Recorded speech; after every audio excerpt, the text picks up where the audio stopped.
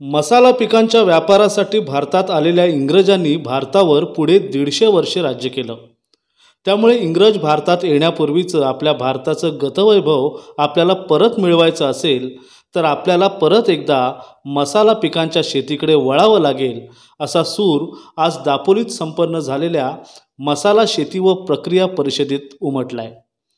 कोकणातील मसाला पीक शेतीचे सर्वात मोठे बागायतदार असलेले कोकण आयडॉल डॉक्टर चंद्रकांत मोकल यांच्या मसाला बागेत ही परिषद पार पडली। कोकण भूमी प्रतिष्ठान, कोकण बिझनेस फोरम व कोकण क्लब यांनी आयोजित केलेल्या या मसाला शेती व प्रक्रिया परिषदेमध्ये कोकणातील व पश्चिम महाराष्ट्रातील सुमारे 50 शेतकऱ्यांनी सहभाग घेतला होता। शिवार फेरी, मसाला पीक निरीक्षण व मार्गदर्शन, शेतकऱ्यांचे अनुभव कथन व अनुषंगिक प्रश्नोत्तराच्या कार्यक्रमांनी ही परिषद मोठ्या उत्साहात पार पडली। या परिषदेचे मुख्य मार्गदर्शक डॉक्टर चंद्रकांत मोकल यांनी उपस्थित शेतकऱ्यांना मसाला पीक लागवड पद्धती व प्रक्रिया पद्धतींबद्दल माहिती दिली। कोकणातील शेतकऱ्यांना श्रीमंत व्यापारी बनवण्याची ताकद केवळ मसाला पिकांच्या शेतीतच असल्याचे मत त्यांनी यावेळी व्यक्त केले। कारण आपल्या कोकणाची हवा ही पावसाळ्याचं प्रमाण जास्त असल्यामुळे हवा चांगली आहे, जी मसाला पिकांना पोषक आहे। दुसरं महत्त्वाचं, जमीन कसली पण चालते या मसाला पिकांना, खडकाळ चालते, मुरमाची चालते, सगळी चालते। आणि तिसरं महत्त्वाचं म्हणजे मुंबई हे मार्केट आहे, मुंबई, पुणे आणि महाराष्ट्र आणि परदेश। आता इथले अनेक लोक, उदाहरणार्थ मुस्लिम लोक हे गल्फमध्ये नोकरीला आहेत, ते माझ्याकडनं सगळे मसाले घेऊन जातात, समजलं का। आणि त्यामुळे मार्केट भरपूर आहे, वातावरण चांगलं आहे आणि कुठलंही झाड असेल त्याच्यावर मिरी लावायची। मिरी भिंतीवर पण होते, तिसऱ्या वर्षापासून पीक येतं, 30 वर्ष टिकतं।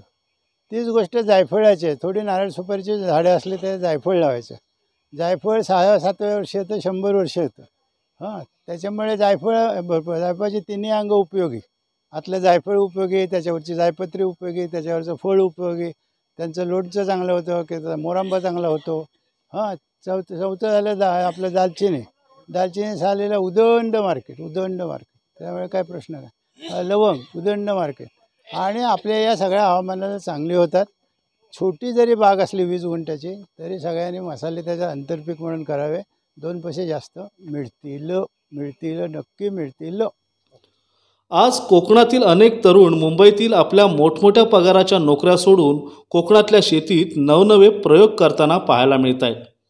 अशा तरुणांपर्यंत मसाला शेतीचं महत्त्व आणि तंत्र पोहोचवण्यासाठी दर महिन्याला अशी मार्गदर्शन परिषद भरवण्याचा मानस बोलून दाखवलाय तो या मसाला परिषदेचे मुख्य आयोजक आणि ग्लोबल कोकणचे संस्थापक संजय यादवराव यांनी।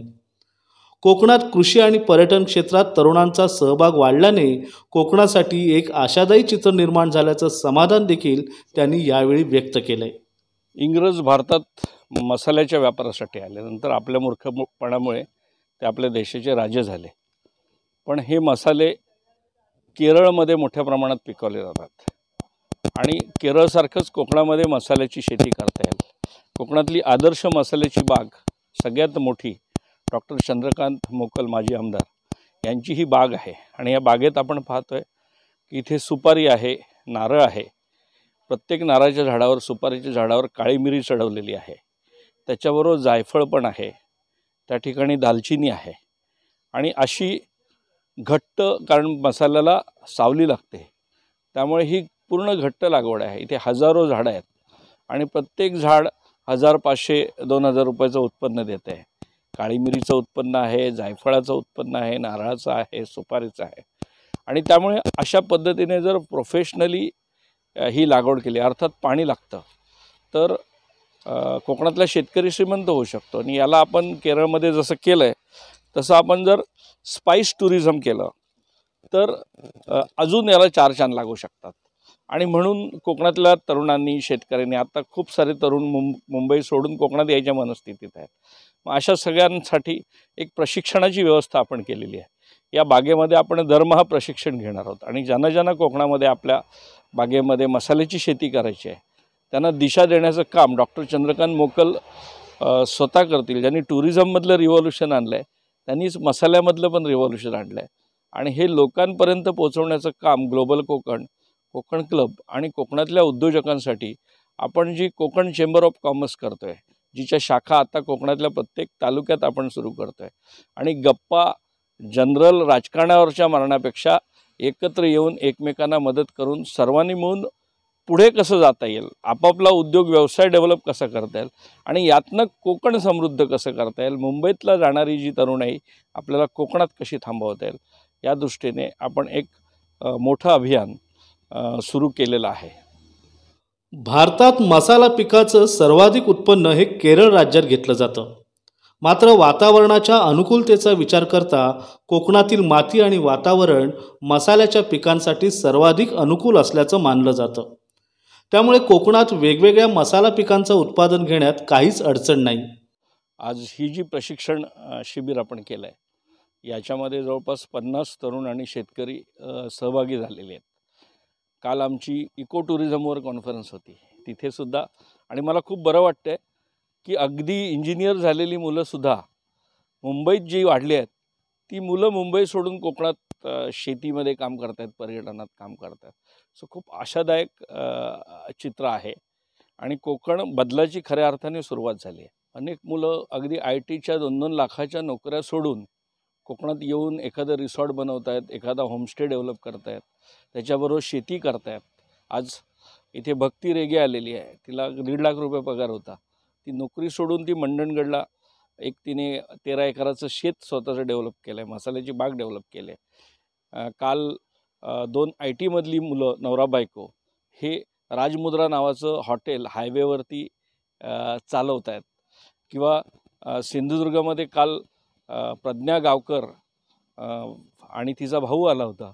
ही हार्डली 18-19 वर्षाची मुलं आहेत, मुंबईत वाढलेली, पण गावाला जाऊन त्यांनी तिथे फूड प्रोसेसिंगचं स्वतःचं युनिट केलं आहे आणि मुंबईत आणून ते विकत आहेत. असं एक खूप चांगलं, म्हणजे कोकणामध्ये आज 90% जमिनी विकल्या गेल्यात, उरण, पनवेल आणि अलिबाग वगैरे या भागामध्ये, आणि खूप मोठ्या प्रमाणात परप्रांतीय इथल्या जमिनी पडीक आहेत म्हणून विकत घेत आहेत.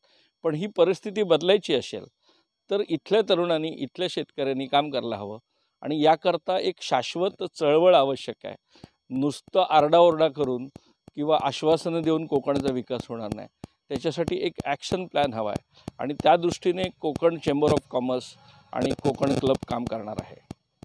इथल्या शेतकऱ्यांनी केवळ शेतकरी न राहता व्यापारी बनण्याचा निर्धार केला तरच कोकणात मसाला पिकांची शेती बहरू शकेल, आणि इंग्रजांना भारतात येण्यासाठी कारण बनलेले मसाला पीक कोकणातील तरुणांना कोकणातच राहण्याचं बळ देईल, यात शंका नाही. Prashant Kamble, DNA news, Dapoli.